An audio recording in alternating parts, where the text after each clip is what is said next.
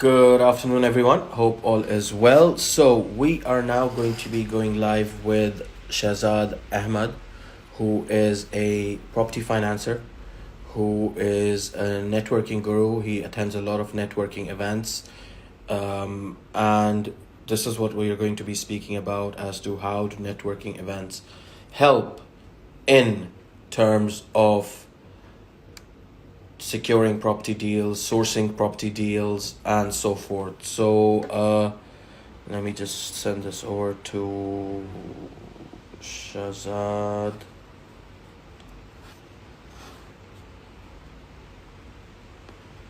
There we go. Thanks to everyone for tuning in this morning. Hope you're having an amazing Thursday. Well, it's miserable out here in London, but it's all good. Here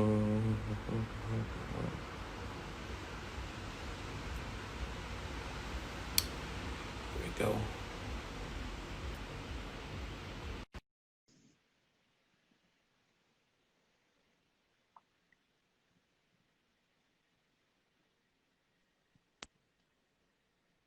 Hey, how's it going? Hi, Shazad. Hope all is well. I'm I good. Can you hear me okay? I can hear you, but I can't see you. You can't see me. Okay, I can see myself, but that's There not we what you go. want. Got it. Yeah, You're here. awesome. How's it going? You okay? Good, good. And yourself?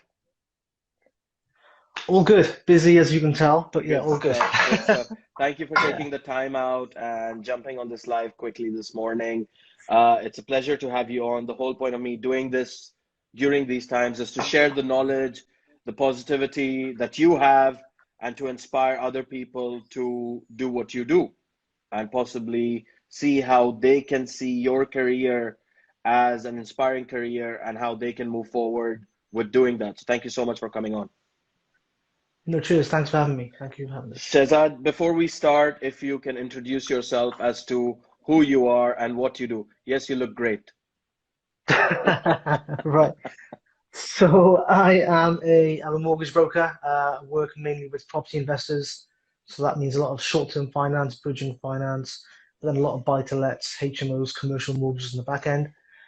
But it's kind of, I mean, that is the technical bit of what I do. But what I really do is a lot of networking, a lot of free content, a lot of value Yep, to gain clients, gain leverage, and gain reputation. absolutely. Um, so it's an interesting balance of the actual technical part of the job, which is very, very small, really, Yep, and actually what you do day to day is a lot of marketing, a lot of branding, a lot of sales. of course. Of course. So Shazad, before I move on, did you always think that you wanted to get into property, or you had that aspiration in mind? As we come from Asian backgrounds, our parents are like, you got to become a doctor, you got to become a lawyer or an accountant, something like that. When they hear about entrepreneurship and business, they're like, "What are you gonna do? What business are you going to do?" So did you have that peer pressure, or did you have other aspirations before, or it was no, it was straight property, and that's what you wanted to get into? So I think I've been pretty blessed. My parents are pretty chill, pretty flexible. They always did the thing that Asian parents do, which is so and so's kid is doing this, or so and so's son is doing that. They did that, but that's fine. That encourages you to work harder. Yep. Um, it's interesting. So people say, you're in property. To me, I think I'm actually more in sales. Okay. Property just happens to be the vehicle that O- people are using. Okay.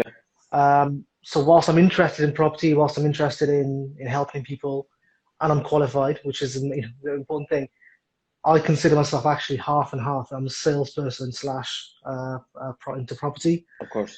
But yeah, my parents have never been kind of. They've always been, look, if you believe you can do it, then good for you. Carry on. If it's going to make you happy, then do it. And I think that's important. Absolutely. There's nothing worse than being stuck doing something you absolutely hate because Absolutely. And life's too short, man. of Life's too course, short. of course. And this is where, it's that peer pressure that Asian parents have on their kids that, Yeah, you know, yeah, doctor, lawyer, architect, engineer. These are the four skills that you need to yes. have. One of them, and this is where you will get ahead in your career. You'll get ahead in life. But what they don't understand is if your kid has a certain skill, that skill will take him places in life. It could be photography, it could be, theater, for example. It could be like business entrepreneurship. You could have five, six businesses, and that's what makes you. So you mentioned you're into property finance. Did you when you were at university and you were studying, did you sort of have that plan that you wanted to get into property? I mean, did you get a degree in finance or something like that, or no, it was something else? I wish. No, so my degree, and this is again, to do with my parents. So when it came to choosing what you're going to do at university, I had a decent grade. I was good at most subjects apart from science. Can't do science. But apart from that, so yeah, during university, I was like, Mum, because obviously we're close to our mums and to our Yeah, dads. yeah. I was like, Mum, I want to do media studies, and she was like, what do you mean media studies? What's that? I was like, yeah, I'm really interested. I'm really creative, and I really enjoy it. And I think this is what I want to do. Okay. So what job is that going to lead to? Is that where's the end goal with that? And I'm like, I have no idea, but I'm going to enjoy it. Two of my friends are doing it. I really want to do it. And yeah, to be fair, they were look, if you're going to enjoy it, if you're going to be happy, then just go ahead and do it. So I did media production, media studies. Okay. Complete waste of time. Don't recommend anyone You're does that. joking. So what we would do is we would either watch a film that someone else has made or a piece of content, uh, a script, and they'll be like, this is an example of good content or good media. Please go away and do something similar. There was no learning. It was all kind of like, here's an example of what we want you to achieve. And Go this ahead is and achieve. what I you did enjoy it. so Yeah. so 3 years were wasted doing something that you didn't want to do. Yeah. I mean, I got a degree, and it is what it is. But And then so at how the did end of you that, how did you get into property from there? and this is the usual route that a lot of my friends and people kind of around me took. So work in a call center, working for Lloyd's Bank. Okay. But that was a usual, hi, what's my balance? Okay, your balance is £5, and that was it. But it was a sales job, so essentially you'd have to then have a bit more of a chat and try and get you to have a credit card or a loan or something along those lines And with how commission many for how that. many how many phone calls did you attend, or how many phone calls did you make when you were at this call center Um, in a day, huh? it's about 100 a day, so it was okay. It wasn't, yeah.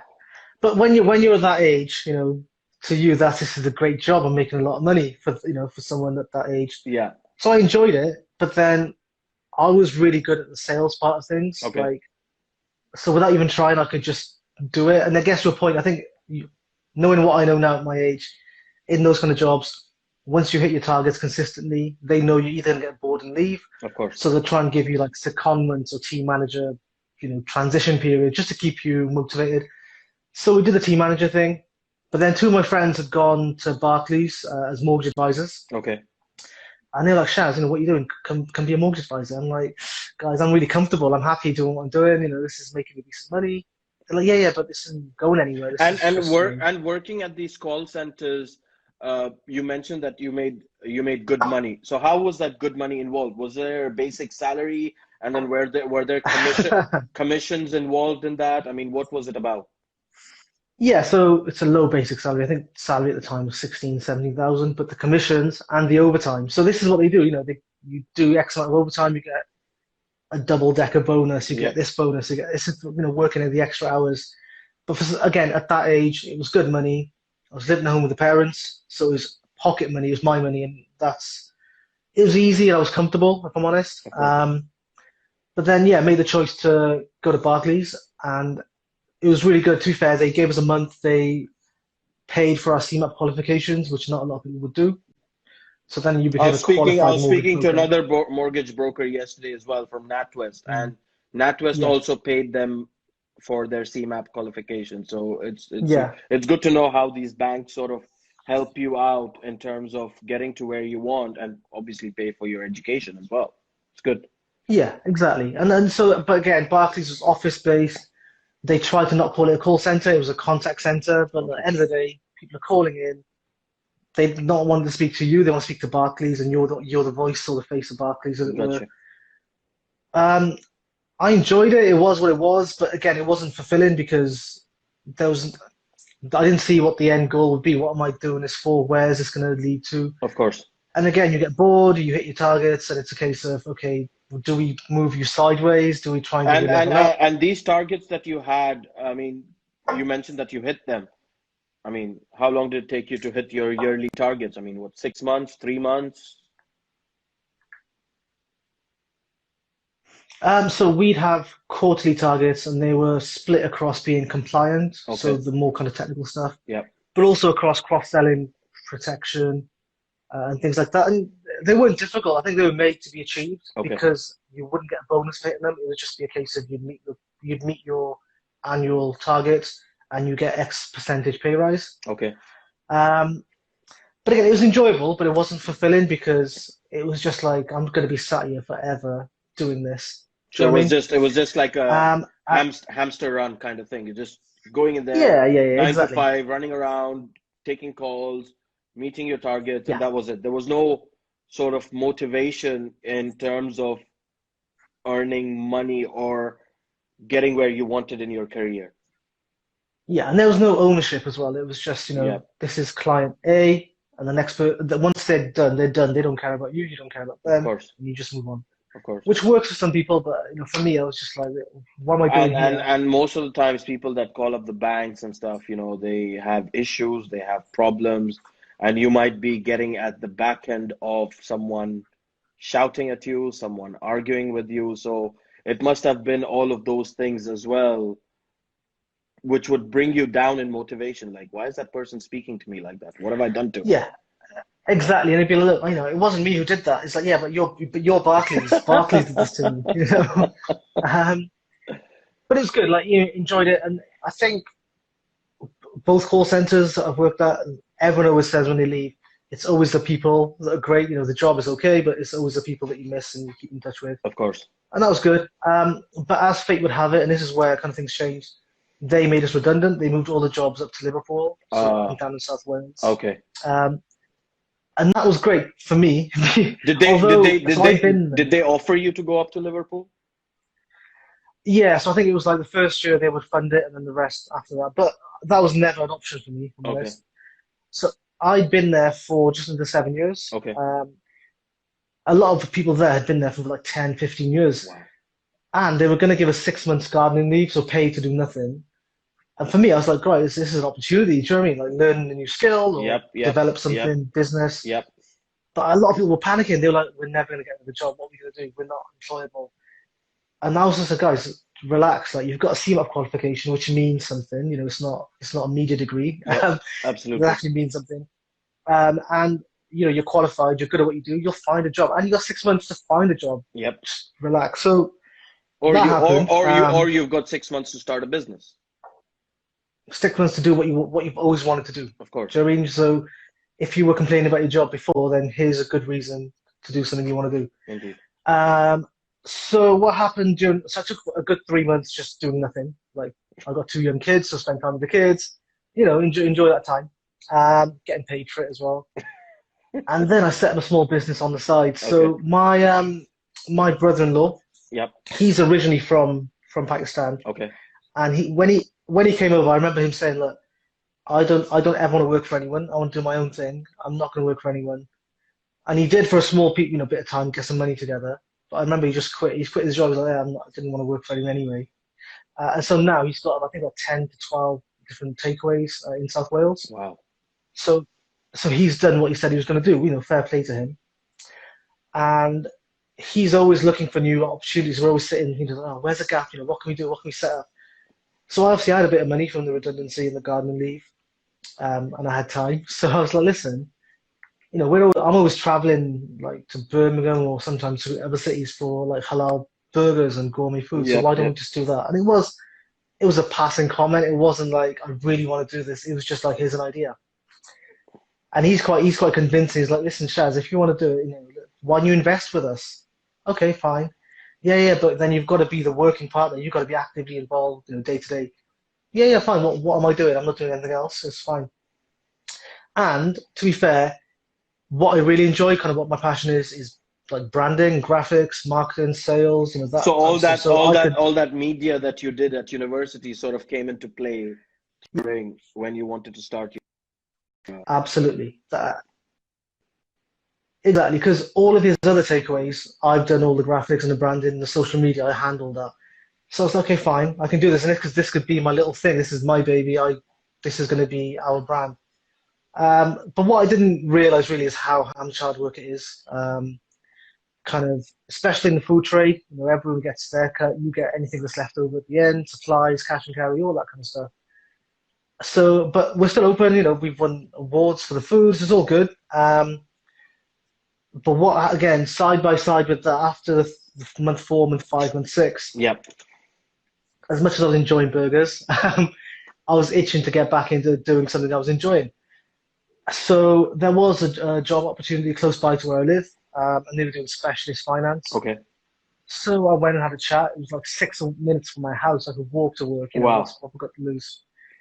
And the guy there, he's really, really good. He's talking about things I had no clue about, HMOs and commercial mortgages. And at the time, I was like, I have no idea what this is because in Barclays, that wasn't really residential mortgages, Yep. I was like, yeah, I'll learn. What else is involved? Yeah, networking. Okay, just speaking to people. Yeah, I can speak to people. I've been doing it on the phone, all the time. But it was a whole new world, honestly. And that's kind of like what led into what I'm doing now. So I'm with another firm now, but this is self-employed, my own little business. Yep. I'm given the freedom to do my own branding, so I'm kind of just setting an offshoot of that. Whole lot of networking, face to face, before lockdown, of course. Yep. And I think what I've been able to do really well on the sales side is balance like face to face networking with social media networking. I think you've got to balance both. Of course. And this is where I want to get to is how in today's world, obviously, let's take out lockdown and COVID for a while, just from this equation right now. But had it not been here, those networking events would still go on, right? Yeah. Which one's more powerful? Meeting people face to face, and I've heard about those pins and other networking events where you've got like 100, 200 people in that room. And yes, you're going out and giving cards and you're going out and speaking to people and all that. But do you think that's more powerful, or social media being your own personal brand where people can come to you for what you have to offer? What's more powerful? It's a bit of both. I think you just have to balance and complement one with the other. So when I'm doing face-to-face networking, I'm quite reluctant opening up a conversation or interrupting someone's conversation. Hi, what brings you here? And it's like the same thing you're here for. Let's cut the small talk. But what I found really works well is if I'm speaking at an event, then there is that pre-build, or they kind of know what I'm there for already. Of course. But it's cyclical. So what I'll do is if there's an event in 2 weeks and I'm not speaking at the event, so no one has a clue, the power of social media means who's going to be at the event. It'll tell you on Facebook so-and-so is going. So what I tend to do is I call it pre-networking. I'll message some people, say, hi, I see you come to the event. Have you been there before? What are you doing? And you do that enough, you'll know most people are going to be at the event. So when you get there, it's less awkward because you've already got some sort of relationship. You've already made that relation, sort of speaking to them and stuff. Yeah. And suddenly you seem really popular because you've got people speaking to you. Yeah. You're like you're like the celebrity in the house, right? Yeah. The ice has been broken. But in terms of like the social media side of things, I remember when I first started doing specialist finance, because property investors are completely different to your residential homeowners. Of course. They will literally interview, do you invest yourself? Tell me about your last deal. What's your biggest deal? And those are fine. Those are good questions to ask. I'm at a point now when none of that's happening. What they do instead is, I've heard about you from so-and-so. Are you free to have a chat? So that switch has been interesting. Yeah. Because I'm still keen to give the value and say, let me tell you all the answers, but actually they trust me enough that it's done. But yeah, I think word of mouth has been replaced by word of social media. So you get tagged in things. Yep. People recommend you. Of course. And I think my approach is slightly different. So I know on Facebook, I'm on Facebook a lot because that's part of my job now, part of what I do. And if you were on Facebook and you were saying, hi, I need a mortgage, this is my income, can someone help me? This is what will happen, right? You'll get 10 people, brokers, just saying, hi, we can help you, PM me, right? But that means nothing. That's the equivalent of seeing you in the street and just shoving a business card in your face. Of course. So it doesn't mean anything. Of course. You'll have 5 people saying, hi, I recommend Shaz, I recommend so-and-so. That's good. That's a recommendation. Because you've got a recommendation and that you can build on and Possibly you might get the Yeah, business out of it because you've been recommended, rather than saying, but hi, DM yeah, me and I'll give you the information. it means nothing. I mean, but what's even better is if you can add the value there. So if you said, "Oh, hi, okay, in your circumstances, this may be an option. However, we need to know a bit more information. If you want to discuss this further, let me know." By doing that, you're adding value. You're showing you actually know what you're on about, and you're then having the call to action, as it were, in a sales process. Of course. That for me works so well. And I have other brokers sometimes get really iffy saying, "Why are you naming the names of lenders?" He says, "Secret lenders." I'm like, "It's not a secret, right?" A lot of the specialist lenders, Kent Reliance and so on, only deal with brokers anyway. Yeah. Now, if I told you that the only lender who can help you, let's say as an example, is Kent Reliance, okay, and you then chose to go to They someone they else with that they they information. they actually pulled out on one of my buyers' deals. Oh, really? Yeah, yeah, yeah. They Okay, because of so the COVID and lockdown and all that kind of yeah, stuff, yeah, yeah. and they were sort of lending, I think, 60% loan to They produced value, that. and they Yeah. want and the buyer wanted 70% loan to value, and so yeah, you just brought up that name, so I thought I'll yeah. So, but say if I said to you, they're the only lender who can help you, right? Call me for more help. But you chose to go to someone else, another broker with that information. I don't think that's a bad thing because one, it means we were never going to do long-term business anyway. Yep. You know, B, you're probably not my type of client because you've chosen to go with someone else, and it's not. I don't And think. I think that's fine. I think, and it's not just mortgage brokers that get that. Property agents get that. yeah, I mean, I had this the other day, like a buyer came up to me and he asked me all the information about so and so development, and then sort of 2 days of going back and forth on the call and everything. And then he says, oh, by the way, this so and so agent has pitched me so and so development in Mayfair, and I think it's great. What do you think about it? I'm like, you like it, take it.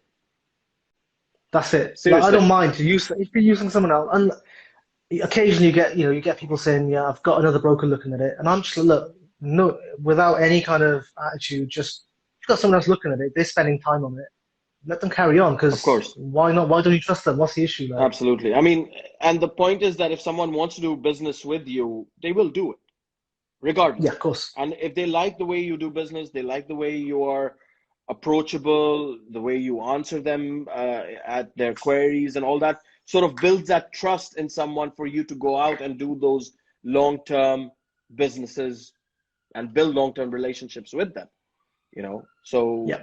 it's one of those And things. the other thing I find is by being valuable and adding a lot of value to people. So I'll answer a few questions, and they're really early stage inquiries.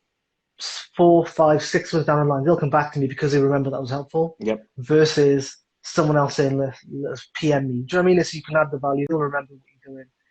So I think it's a case of not being, what's the word? Not being insecure. Yep. Trust what you're doing. Yep. Trust what you know what you're doing is good. Absolutely. And like on my Instagram and social media, I'm giving away a lot of free content, Yep. but you're playing the long game. You're Exactly. because again in Same six here. months there's a whole back catalog of hits. That's So it. That's it. This is exactly why, yeah, to do these live sessions out here and to get that knowledge, to generate that content for people, who may not want to sit at the end of another phone call and speak to 10,000 people to just get a mortgage or buy a property or know about FX trading or all that kind of stuff.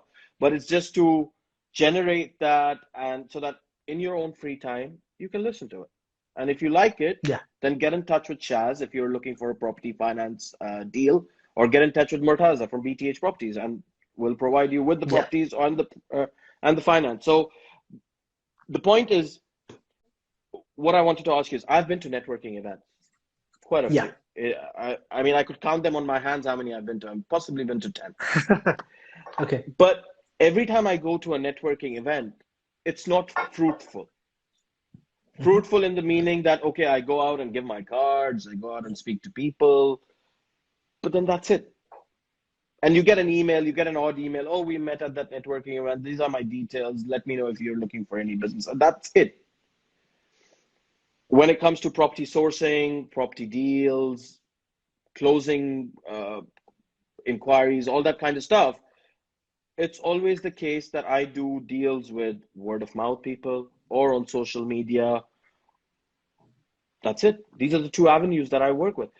Networking has never been fruitful in that case where, okay, yes, I have long-term contacts that I met at networking events, but never done a deal. Is that the same case for you? Yeah, it's similar. Yeah, I think with the networking events, the it's not as strong as the revenues. However, I think it's also you have to follow up. But then that's what I don't like is having a fixed routine because I don't want anything that becomes monotonous. But yeah, what they say is you should follow up in 3 or 4 days. Hey, we spoke at such a networking event. You mentioned this. Is that something you want to talk about? To me, that seems really bland and Exactly, generic. exactly. Um, but the thing with networking events, especially the ones I go to that are properly specific, so your PIN and so on, a lot of those people have already invested tens of thousands of pounds in their property education. Yep. Now, those people are financially motivated and they're financially invested. They actually know they've got to spend money to get the good service, and they're good people to be on top of. And a lot of the relationships I've built, where I've not done any business with them, but they recommended me to find some people, Got you. and that is also helpful. Is Okay. that long-term relationships that you get? So it might be the case that you go out there to a networking event, but you may not do business with that person, but that person may recommend you to maybe 10 other people who you may close deals with. Exactly. So that way I can understand that it may help you, of course. I've seen some of your profile pictures with TED's from TED Talks and all that kind of stuff. Yeah. So I know that in terms of networking, it may help you out, but let's see when the And next. also, it's leverage, isn't it? So, okay, you go to an event, you speak to 5 people, you do no deals. It wasn't worth it for you at that point. However, if you put the fact that you went to this event on Facebook, tag in the guest speaker, put that on social media. This is what I say. You've got to do the two things together. Got you. Tag in that you were there. Yep. And if you were speaking at the event, even better. It kind of puts you again on a high say. So you were the guest. You were speaking about property finance and property sourcing at that event. Oh, that's great. You obviously know what you're on about because why would you speak otherwise? Got you. Got you. So I find yes, leverage. Even if the event is a complete waste of time, tell people you were there because no one knows what you do unless you tell them. Yep. But sometimes it's the fact that a lot of people that go out to these networking events, they don't know what they're doing out there. They may be shy to speak to other people, or just it doesn't hit them that networking event could actually work for them in certain ways. Like you just mentioned, you don't do business with that person, but you may be doing business with 10 other people. So it's good to know how a networking event can help you. Now, bringing back COVID and lockdown into this equation, Yeah. are we still going to have networking events moving forward? Or these So networking events have now turned into Zoom calls or go-to meetings and Instagram lives and all that kind of stuff? yeah. So I've heard just from the organizers that they're probably looking at January to restart networking events.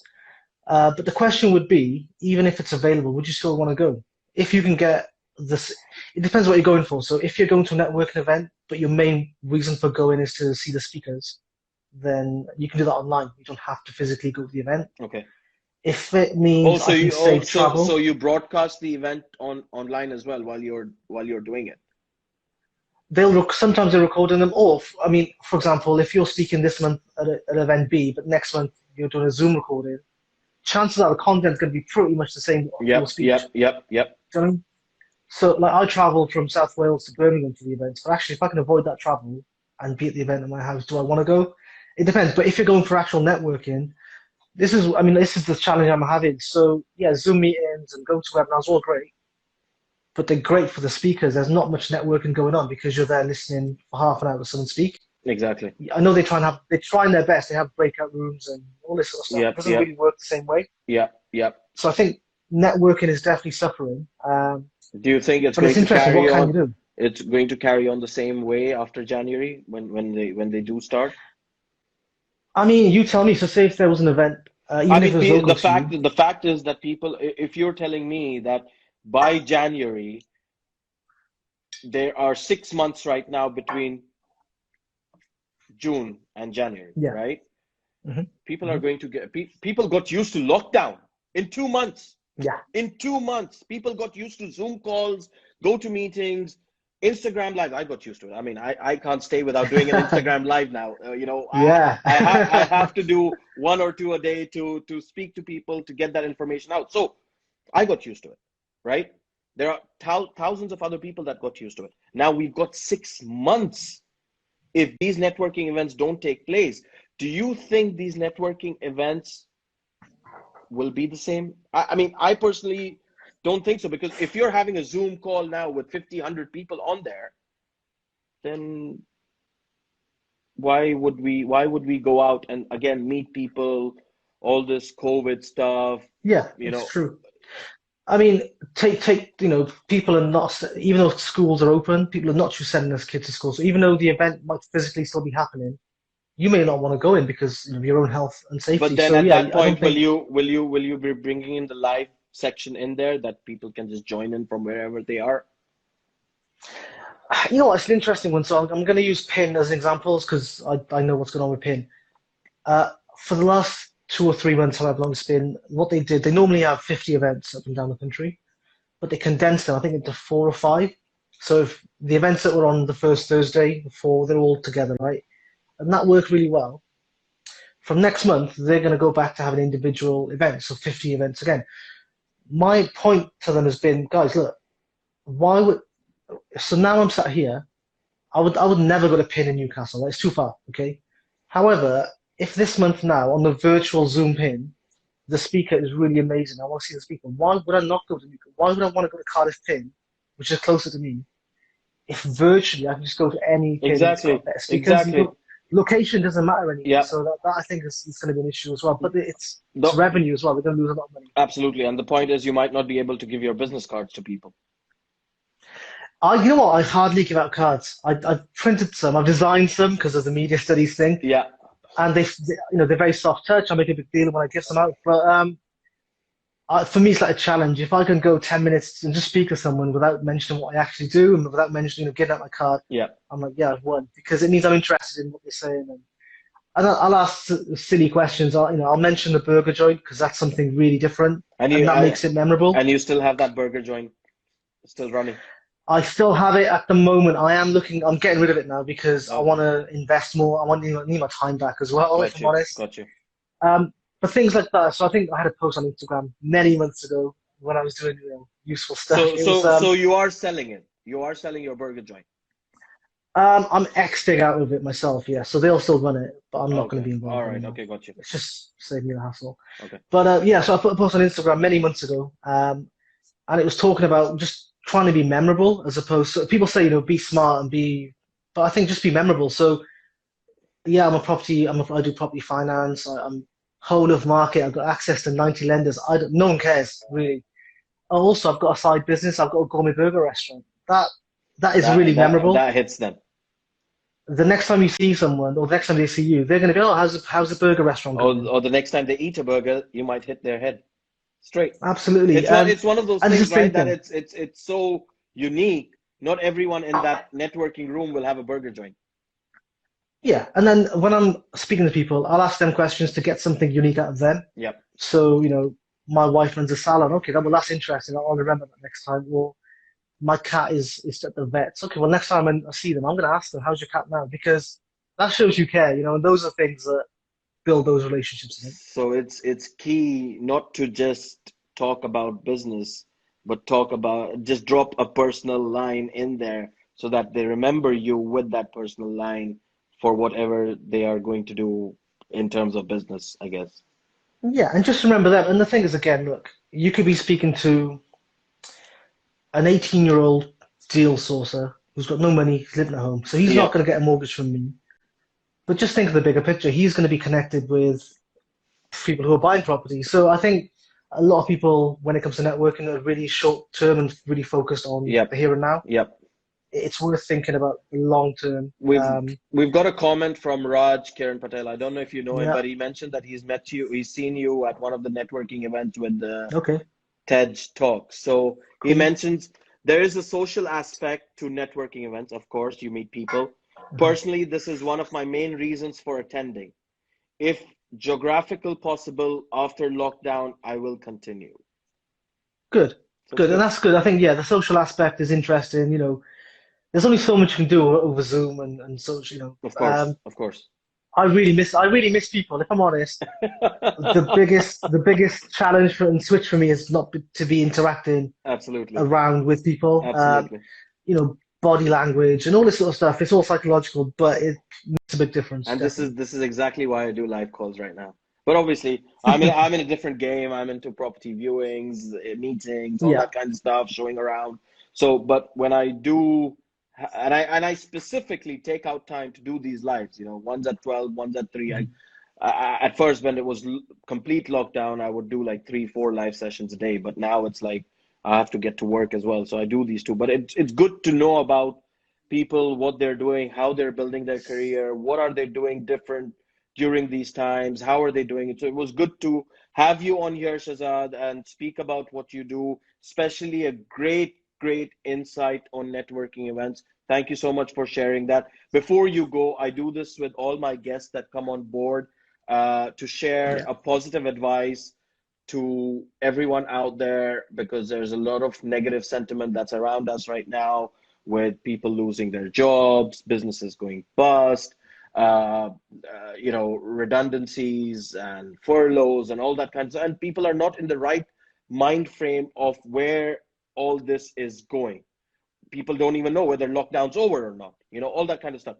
What kind of positive advice would you like to give them so that they can take that on board and move forward in life? I would say, guys, look, don't focus on the micro. Look at the bigger picture. First of all, self-belief is key. If you don't believe in yourself, it's difficult for anyone else to believe in you. Of course. But yes, focus on the bigger picture. Focus on your end goal, and also focus on your why. Why are you doing what you're doing? Is it your family? Is it your children? Is it just money? Is a good why. Of course. Focus on that. And this is pinched from someone else, but everyone's got the potential to be as good as they want to be. Yep. So if you think you can't do it, then you're not going to do it. If you Absolutely. believe, yeah, I've got this, you've got it. Absolutely. But thank you so much for coming on, Shazad. It's been a pleasure to have you on, and I shall see Cheers. you possibly at the next pin event. Yes, I'll be there. I, Nice one. I'll wait. I'll wait for my invite. But thank you so much. Cheers. Thank you. Take Bye bye. care. Bye bye. So that was Shazad Ahmed, who is a property finance broker, also a networking guru. You saw how he shared his insight on how a networking event helps an individual, a business, to sort of be out there and let people know about them, about their business. So do check this out. Thank you to Shazad for sharing all that insight, the knowledge that he did. And thank you to all the viewers that tuned in this morning. It's been a pleasure to have you on. Do tune in again at 3 o'clock, where we're going to be talking to a Newcastle property investor and see how the Newcastle property market is doing in this current climate, and how people are still, whether they are or not, looking to invest their money in the Newcastle properties. Thank you so much to everyone for tuning in. Take care. Bye bye.